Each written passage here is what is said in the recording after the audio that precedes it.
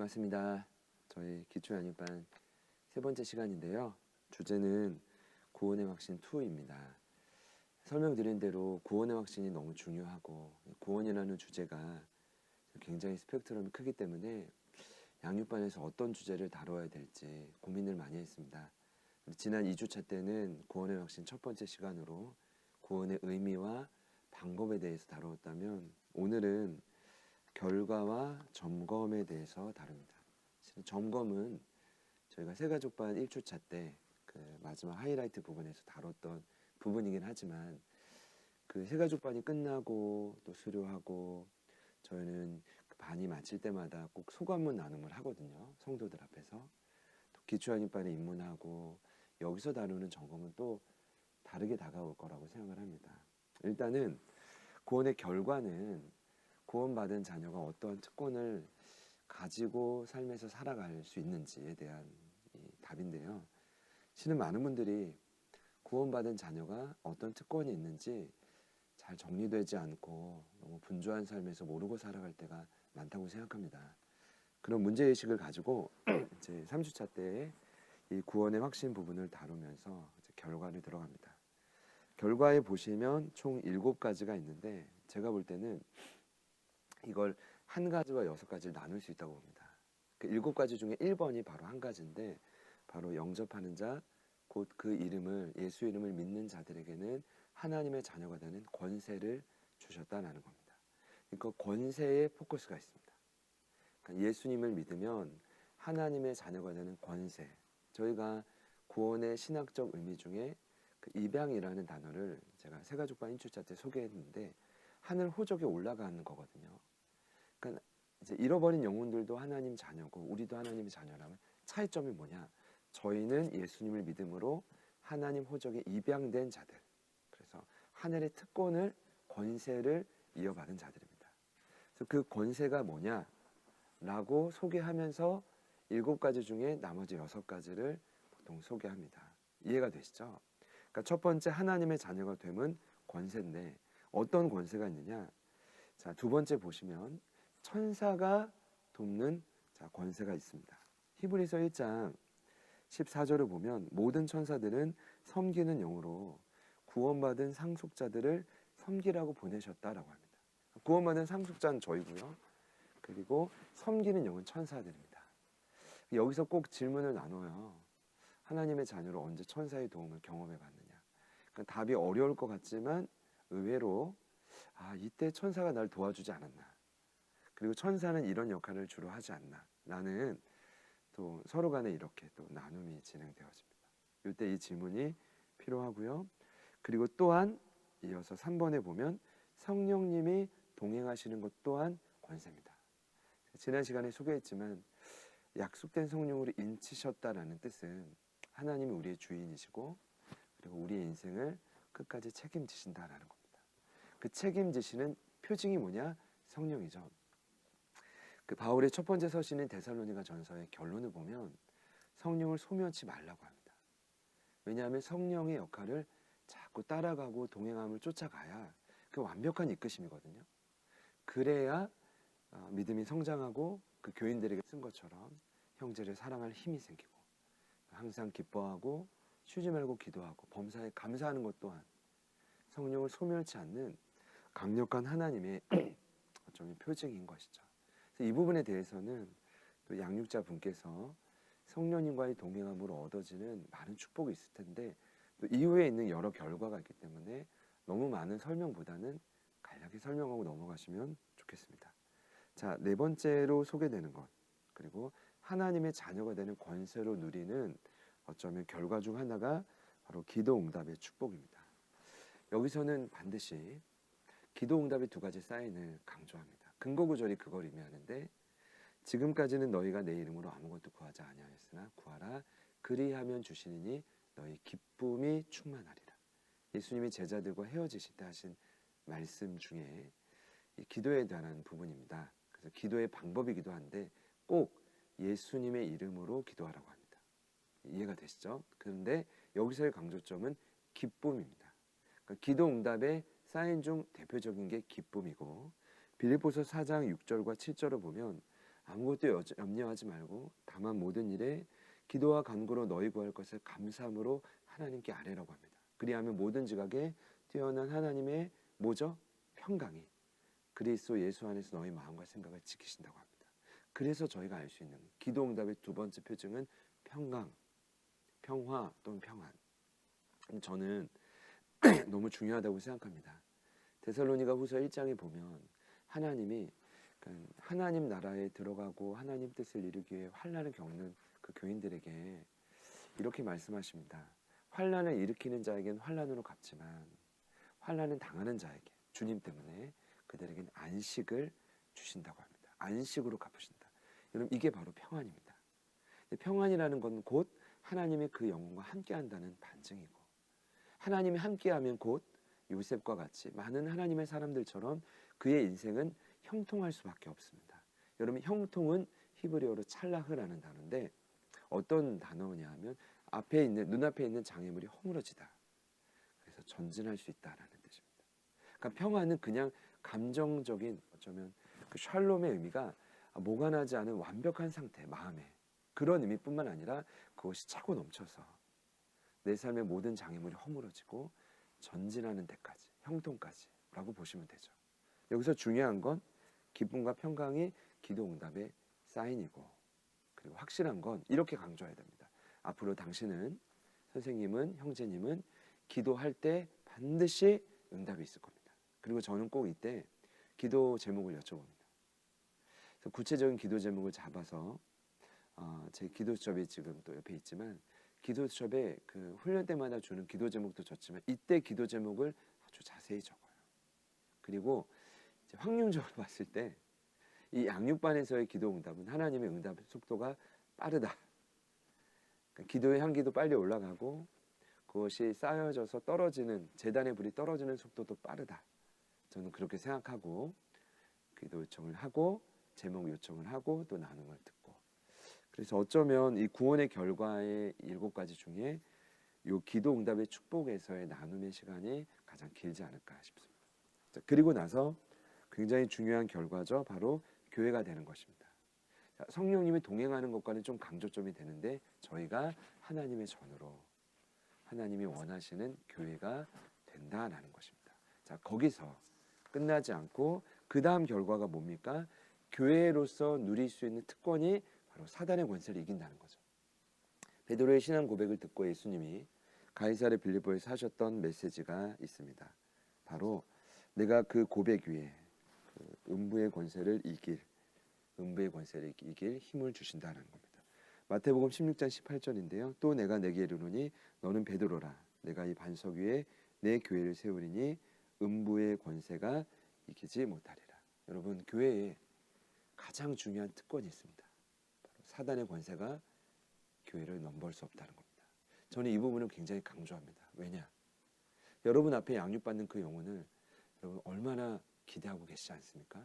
하나님도 기대하십니다. 그들이 증인이 되어 하나님의 꿈의 표적인 교회가 되어 이 땅 바꾸기를 원하십니다. 그런데 그렇기 때문에 선점에서 들어오는 공격이 있을 겁니다. 두려워할 수도 있고 위축될 수도 있는 영혼에게 이 부분만큼 여러분 담대하게 선포해 주시는 것입니다. 그리고 나서 마지막은 복에 관한 내용입니다. 제가 기복신앙이 아니라 창세기 1장 28절의 말씀처럼 인간에게 주신 최초의 명령이 하나님의 복을 갖고 생육하고 번성하여 충만하고 정복하고 다스리랍니다.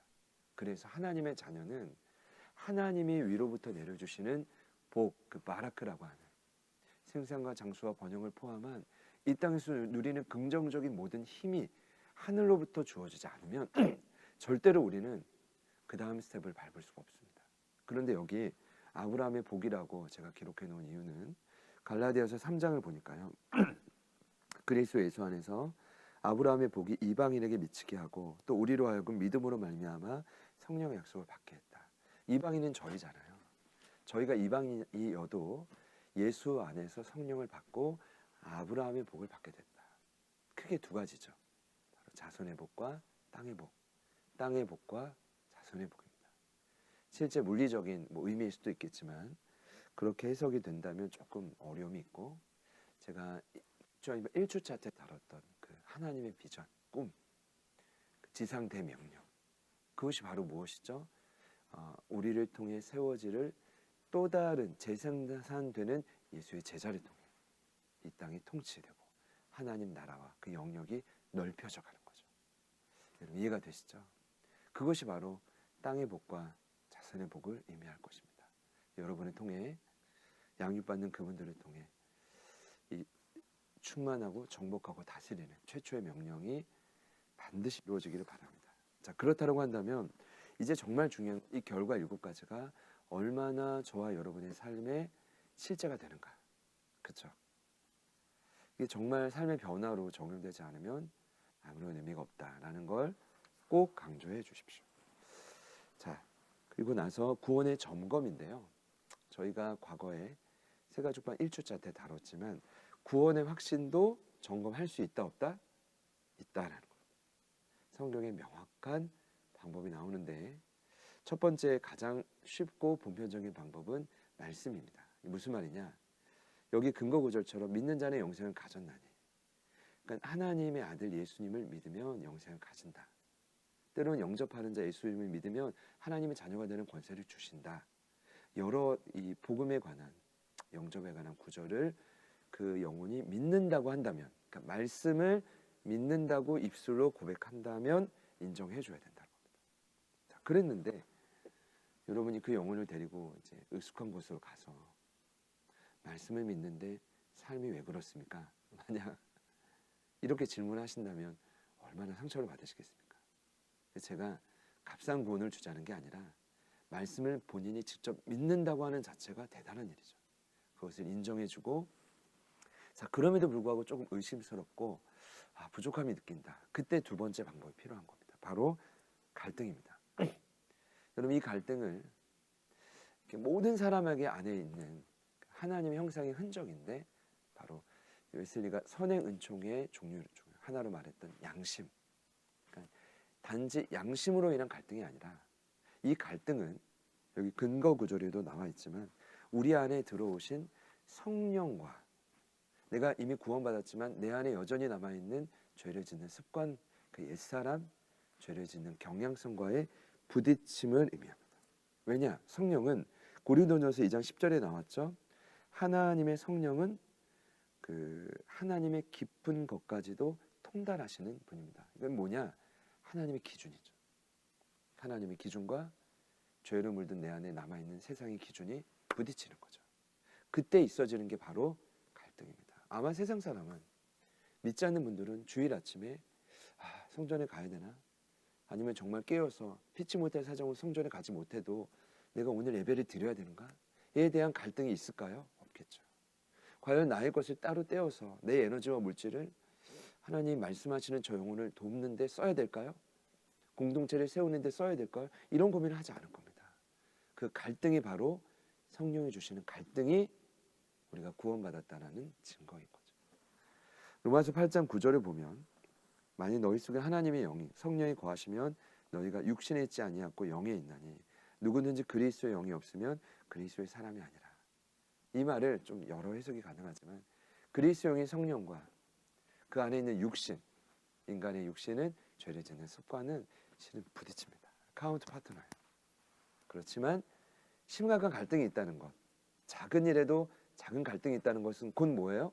내가 예수님의 제자로 고민하며 성장하고 있다는 반증이란 거죠.